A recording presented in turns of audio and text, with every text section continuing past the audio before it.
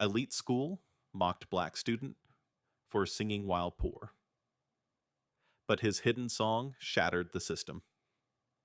You people think you can just sing your way out of failure. Jackson Keller's voice echoed through the auditorium as he laughed, loud and smug, holding up a crumpled sign up sheet like a trophy. Guess who just got added to the fall showcase?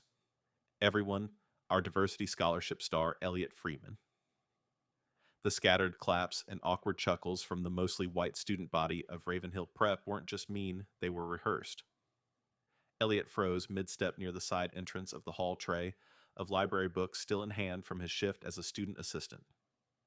His dark brown eyes scanned the crowd, some whispering, some outright grinning, as the weight of Jackson's words set in.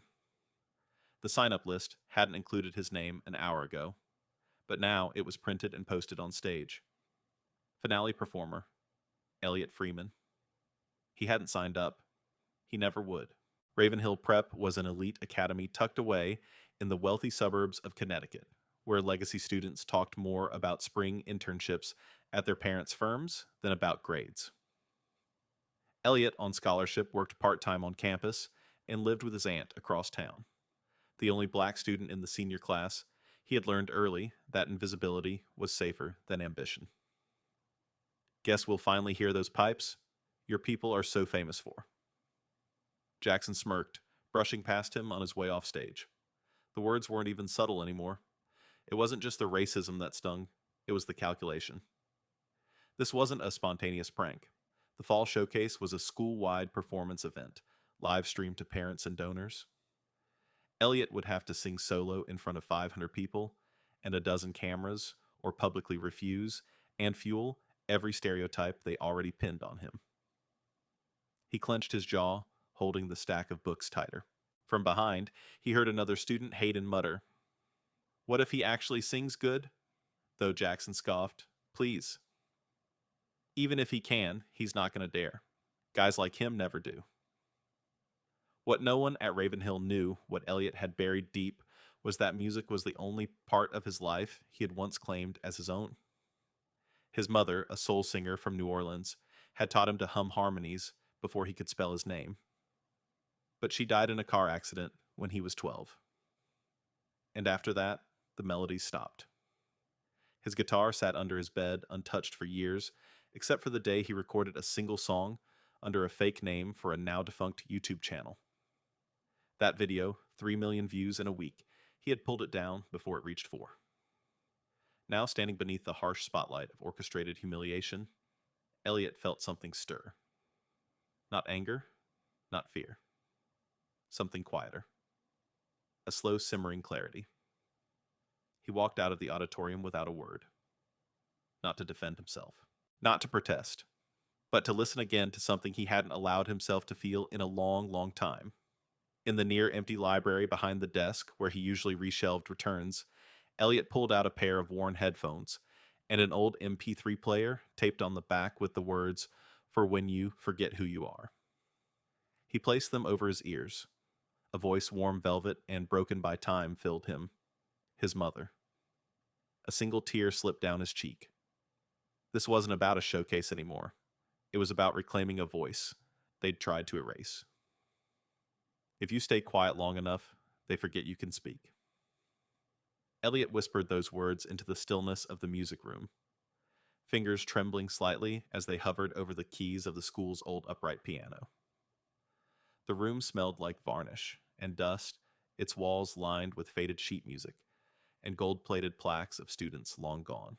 Here, hidden from the world, was the one place at Ravenhill where silence didn't feel like surrender, it felt like sanctuary. He hadn't meant to come here, but his feet carried him like muscle memory. His fingers pressed one key, a soft G, then another. The notes hung in the air, pure and trembling like they hadn't been heard in a long time.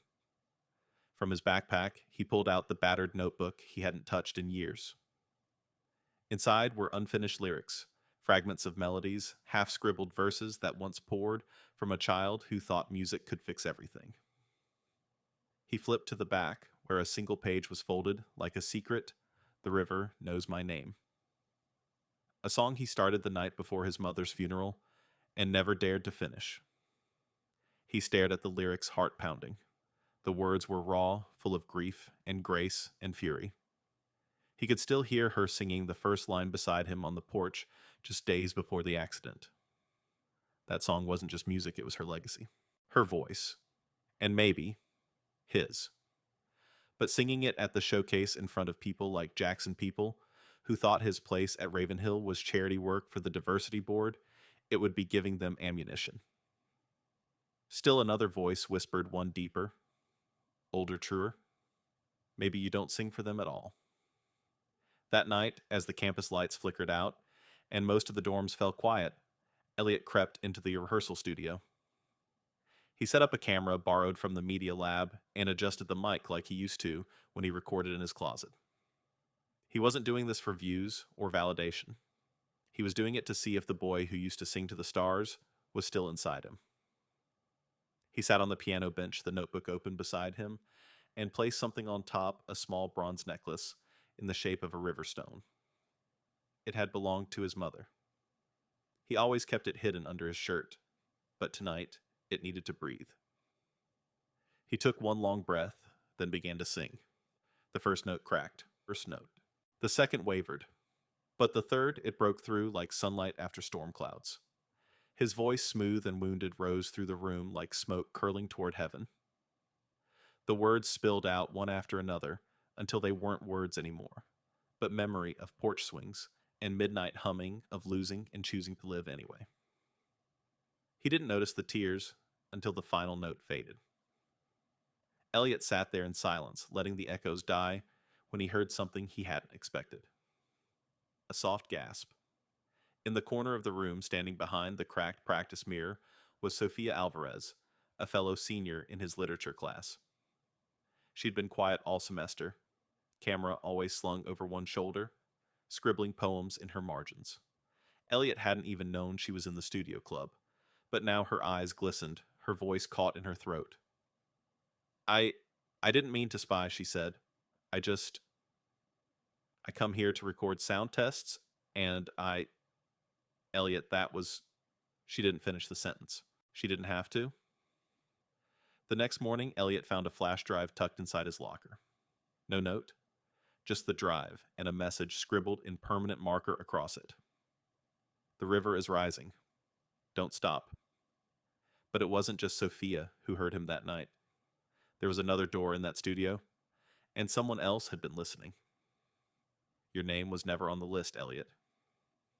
Mrs. Callahan's voice was firm, almost cold as she closed the folder with an audible snap.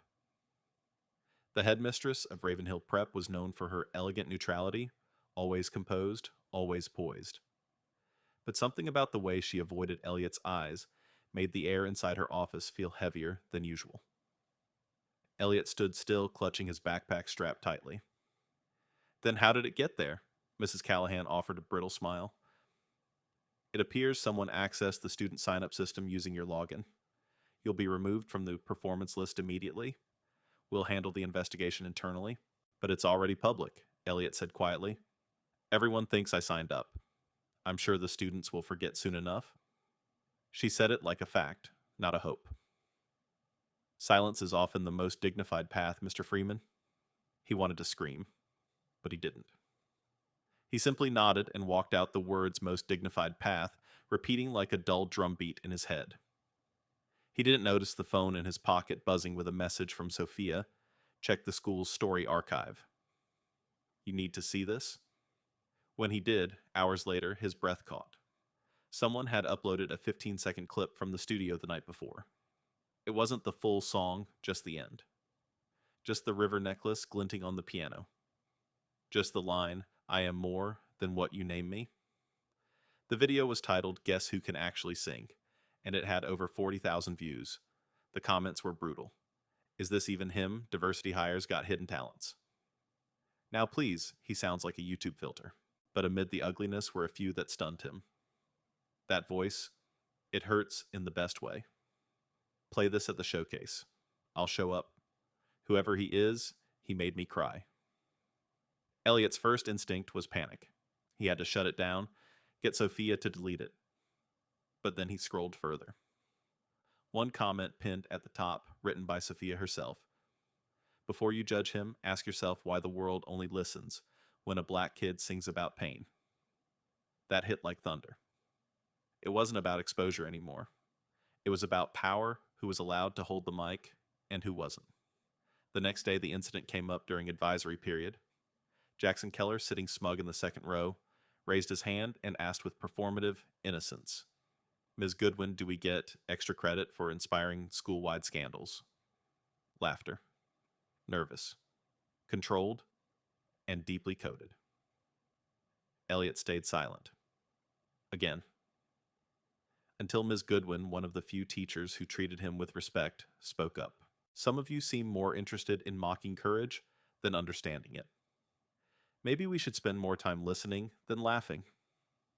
That night, Elliot didn't go home. He went back to the studio, but this time the door was locked. He found a note taped to it, facility temporarily closed for scheduled repairs. Except he knew that wasn't true.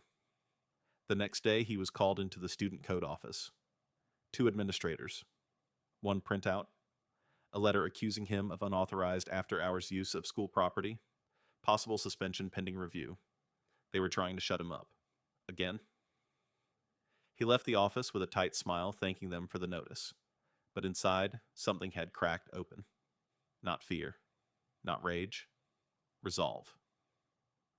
The fall showcase was 5 days away, and Elliot Freeman had just decided he wasn't asking for permission anymore. If the stage won't have you build your own. Sophia's voice was quiet but certain as she placed a folded flyer in Elliot's hand. It was for the Open Mic for Change event, held every semester in the old chapel basement. Technically, off-campus, student-run, unfiltered. The kind of place where the rules didn't silence the truth, just the noise. Elliot looked down at the paper, heart pounding. If I do this, it'll get worse. It already is, she replied. But if you sing there, really sing, it won't just be about them anymore. It'll be about everyone who's ever been told to sit down, shut up, and stay grateful. Elliot had spent years surviving in the shadows of Ravenhill. He knew how to code switch, how to disappear, how to swallow 100 small humiliations a day, and still smile through hallway stairs and staff meetings where he was only spoken to as a diversity statistic. But the truth was, he was tired. Not just tired of being silenced, but tired of believing that silence was safer. So, he said yes. That night, he retrieved the guitar he hadn't touched in 5 years. The wood was chipped, the strings loose, but the moment he cradled it, it felt like holding his mother's voice in his hands. He restrung it slowly, carefully humming under his breath, letting memory do its work. He added a verse to the song, the final verse, the one that had never existed on paper. A verse about schools that promise excellence, but deliver silence. About voices trained to fit the mold, and songs never meant to be sung. And he wove in the river, again, always the river, because that necklace around his neck wasn't just hers, it was his map home. On Friday night, the chapel basement was packed beyond capacity.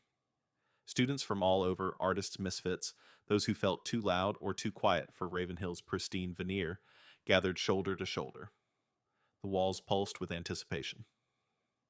Elliot stepped onto the low platform guitar, strapped across his chest, eyes locked on the mic. For a split second, the room blurred, but then he felt the weight of the Riverstone pendant settle warm against his chest, and he breathed. He didn't introduce himself. He just played. The chords rang simple but full. His voice entered soft and sure, carrying a raw edge that made the room lean forward. The lyrics weren't perfect, but they were true. And when he reached the final chorus, his voice cracked not from weakness, but from meaning. The river knows my name, and it sings it back to me. I am not your silence. I am everything you didn't want to see. The room erupted before he could even finish. No standing ovation, no cameras flashing, just people rising one by one because they knew something real had happened. Something too rare for places like Ravenhill. Later that night, someone posted a full video of Elliot's performance. It spread faster than the clip from the studio ever had. not because he went viral, but because he went visible. Teachers shared it. Alumni commented on it. And students, the quiet ones, the overlooked ones, started printing lyrics and taping them to their lockers. But with the light came the shadow. The next morning, Elliot was called into Mrs. Callahan's office again. This time, no folder, just a tight smile and a printed letter. You've been removed from campus activities until further notice, pending policy review. He wasn't suspended, but he was being erased. Again? Elliot looked at the letter, then at the headmistress. Are you punishing me for being heard? Mrs. Callahan didn't answer, but her silence told him everything. Outside her office, waiting by the lockers, was Jackson Keller, arms crossed, smirk sharpened. Hope your 15 minutes were worth it, he said. Elliot met his eyes for the first time in weeks, and smiled, because it wasn't over. It was just beginning. You're not invisible anymore, and that scares them. Sophia's words hit harder than Elliot expected. They were sitting on the back steps of the student commons, legs folded, cafeteria trays barely touched. The sunlight filtered through the ivy-covered walls like soft fire, but the chill in Elliot's chest remained. He had spent years trying to stay under the radar, and now that he'd finally stepped into view, the world was trying to blind him. They can suspend me from activities. They can lock the studio. They can pretend like the showcase was never even a thing. Elliot murmured, but they can't undo what happened in that basement. And they can't unhear your song, Sophia added, nudging his knee with hers. It wasn't just Sophia anymore. After the video went viral within student circles, Elliot started receiving notes on his locker under his door, even in library books he hadn't checked out. Thank you for saying what I couldn't. Your song made me feel seen for the first time. Please don't stop. But the backlash grew louder too. The school's parent advisory council sent a formal letter to administration expressing concerns over recent disruptions to the academic atmosphere. Anonymous complaints surfaced about inappropriate use of musical spaces. Rumors circulated about Elliot being unstable or entitled. Elliot kept walking the halls head up, but his chest felt heavier each day, until something shifted. A week before the fall showcase, a flyer appeared posted on every bulletin board in the school. One voice, one night, one truth, special performance. Elliot Freeman. The River Knows My Name time. Friday 7 p.m., location TBA. Sponsored by The Unheard. He hadn't printed it, he hadn't planned anything. And yet, something had been set in motion. That afternoon, Elliot found himself called into the art wing. Inside a small sunlit studio, several students stood waiting, diverse in every sense backgrounds, interests, appearances. Sophia was among them. So was Hayden, the same boy who had once laughed nervously at Jackson's joke. So were two students from the LGBTQ+ Alliance and one from the Environmental Club. We've booked the old auditorium, said Mila, a theater tech usually invisible behind curtains. No school sponsorship, no press. Just people who want to hear you finish the song. It's not about proving them wrong, added Hayden.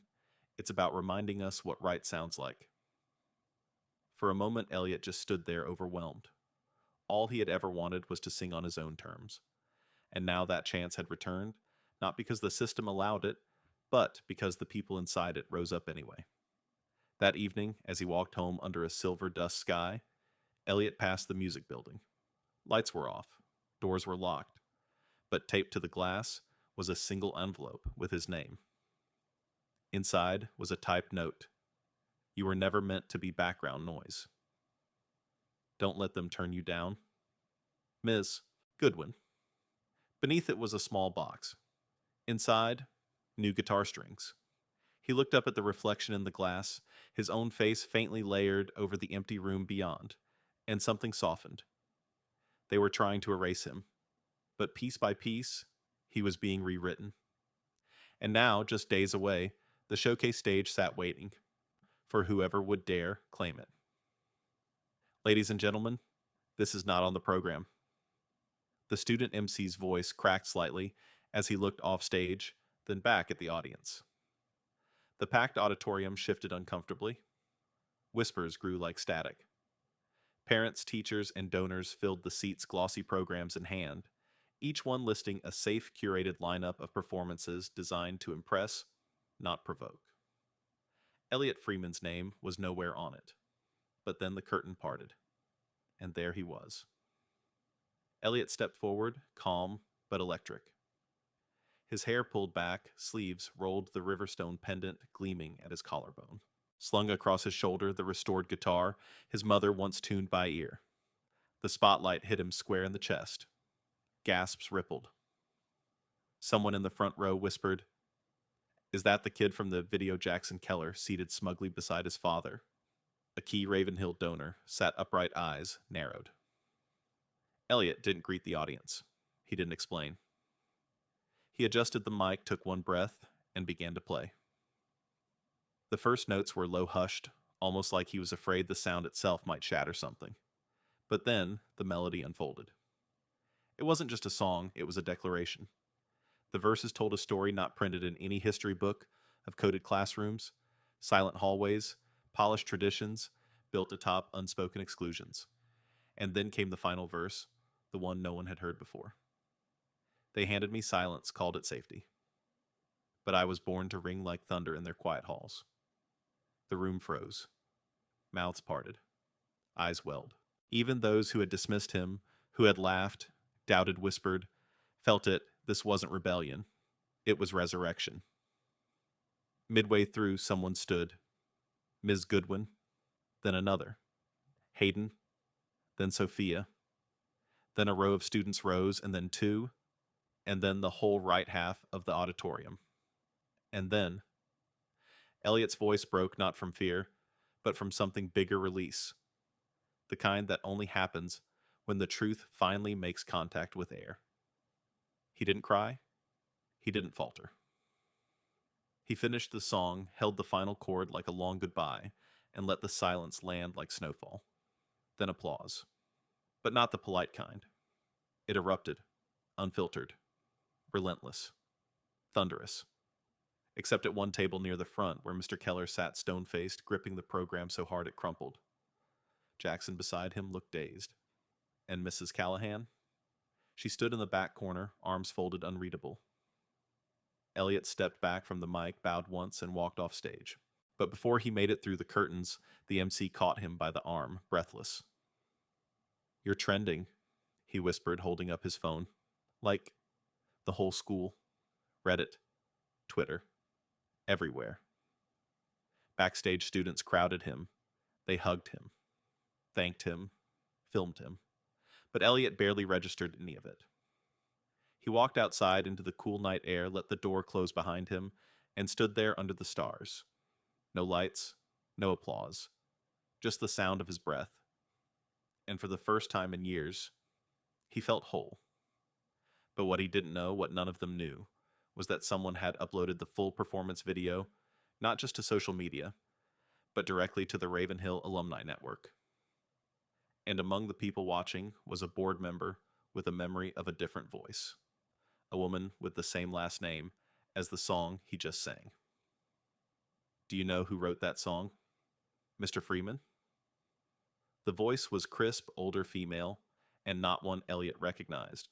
It came from across a long mahogany conference table inside Ravenhill's boardroom, where sunlight filtered through frosted windows, and every chair felt like it had known power for decades. Elliot, seated alone on one side, glanced at the speaker. She wore a navy pantsuit, hair silver, and sharp posture regal. Her nameplate read Clara Wellington, Board of Trustees. He nodded slowly. "Yes, my mother." Clara raised an eyebrow. "Vivian Freeman. I knew her. Before the awards. Before the heartbreak. Before the silence." She folded her hands. "She auditioned at the Ravenhill Conservatory the year I was promoted. They rejected her." Elliot blinked. She applied 3 times. Each time denied. "Not quite the right image for us," was the phrase we used. I still hear it. The room fell silent, except for the soft ticking of a grandfather clock in the corner. "We failed her," Clara continued. "And now the school almost failed you." Elliot sat up straighter. Almost. She leaned forward. I watched your performance. So did several donors. So did the Alumni Council. The question now is how Ravenhill will respond. At that moment, the door opened. Mrs. Callahan stepped in her usual composure, now stitched with caution. Behind her, Mr. Keller and another board member Elliot didn't recognize. This isn't a disciplinary review, Clara announced. It's a discussion of reputation and reform. Mr. Keller scoffed. The boy broke every protocol we have. Clara turned to him sharply. And yet somehow his actions elevated this institution more than any gala we've hosted in 5 years. He undermined authority, Callahan interjected. He disrespected the program. No, Clara said calmly. He reclaimed it. Elliot didn't say a word. He let them argue, let the swirl of legacy and politics spin around him, because inside he wasn't that scared kid anymore. He wasn't begging to be heard. He already had been. Then Clara turned to him. Elliot, if you were offered a formal platform, real support mentorship resources, would you accept it? Not as an apology, but as a beginning, Elliot met her gaze. Only if I can bring others with me. Clara smiled. Good answer. Mrs. Callahan looked down at her notes, hands tightening. The meeting ended without ceremony. Elliot walked out lighter, but the real moment came when he returned to campus and saw what had been posted on the main announcement board. New initiative, the Freeman Fellowship, honoring voices that never got their first verse.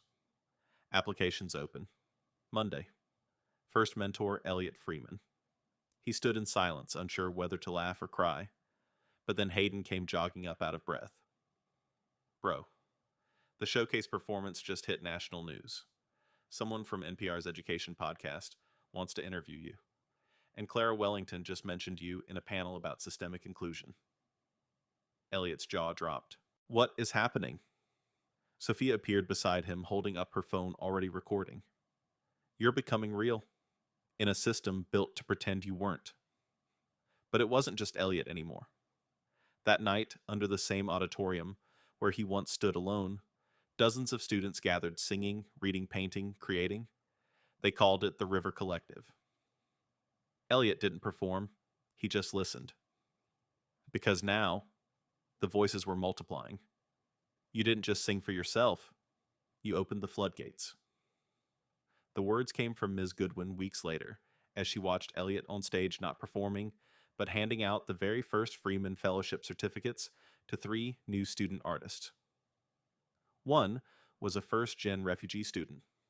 Another was a trans spoken word poet. The third, a white kid from a small-town background who wrote protest blues about economic inequality. Each had been ignored before. Now they were center stage. The auditorium looked different now, not just in paint and banners, but in spirit. Where fear once sat, there was possibility. Where Elliot once felt like a visitor, he now stood as part of its foundation. He didn't smile for the cameras. He smiled when he saw Sophia in the front row, holding her camera as always, but this time not filming, just watching. He smiled when Hayden gave him a double thumbs up, and when Clara Wellington nodded at him from the wings, eyes soft. And yet, despite all the change, Elliot still carried the same necklace beneath his collar, the river stone from his mother. It never left him. Not through the fear, not through the silence, not through the fire. After the ceremony, Elliot slipped away to the old music room. It was open again. The dust was gone. The plaques had been updated now, including a new one in honor of those whose music was never heard. He sat at the piano and placed the river stone on top, just like before. And this time, he played not for redemption, not for rage, but for reflection. Each note reminded him of who he had been, the boy too afraid to speak the son of a silenced voice, the student nearly erased by a system too proud to admit it needed healing. He thought about how Ravenhill still had work to do, about the students who might still walk those halls feeling alone, and about the song that had started it all, the one that had poured pain into power. Outside the window, snow had started to fall soft, slow steady blanketing the campus in white. But Elliot didn't feel cold. He felt steady. As he left the room, guitar strapped across his back, he passed a younger student sitting in the hallway, earbuds and mouthing along to a recording. Elliot paused.